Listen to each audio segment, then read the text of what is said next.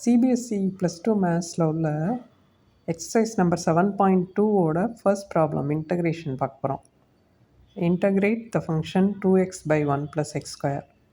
So கொடுத்துருக்க ஃபங்க்ஷனுக்கு நேரடியாக நமக்கு எந்த இன்டெக்ரல் ஃபார்முலாவும் தெரியாது. அதனால் என்ன செய்ய போகிறோன்னா சப்ஸ்டியூட் பண்ண போகிறோம். ஒரு சப்ஸ்டியூஷன் கொடுத்து டோட்டலாக கொடுத்துருக்க இன்டெக்ரலை convert in terms of some other variable. அது இருக்கிறதுல சிம்பிளஸ்ட் ஃபார்மாக நமக்கு ஏதாவது இன்டெக்ரல் ஃபார்முலா ரிலேட்டடாக கிடைக்கிற மாதிரி ஃபார்மேட்டுக்கு மாற்றுவோம். ஸோ இங்கே டினாமினேட்டர் 1 + x² டீன்னு எடுத்துட்டோம்னா இந்த ரெண்டு பக்கமும் டிஃப்ரென்ஷியேட் பண்ணால் left side 2x dx, right side dt வரும். இப்போது integral 2x/1 + x² into dx டோட்டலாக எப்படி சேஞ்ச் ஆக போகுது? 2x dxக்கு பதிலாக நியூமரேட்டரில் dt, டினாமினேட்டர் 1 + x²க்கு பதிலாக t.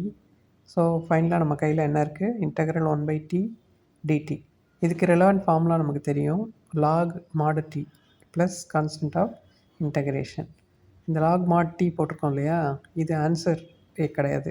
ஏன்னா இன் டேர்ம்ஸ் ஆஃப் டீயில் இருக்குது. ஆன்சர் இன் டேர்ம்ஸ் ஆஃப் எக்ஸில் இருக்கணும். ஸோ டீக்கு பதிலாக மறுபடியும் 1 + x² போட்டோம்னா ஆன்சர் கிடச்சிரும். So log mod 1 + x² + c which is equal to log 1 + x² + c. Modulus sign name remove பண்ணிடுறோன்னா 1 + x² பாசிட்டிவ். அதனால் மாட் பண்ணணும்னு அவசியம் இல்லை.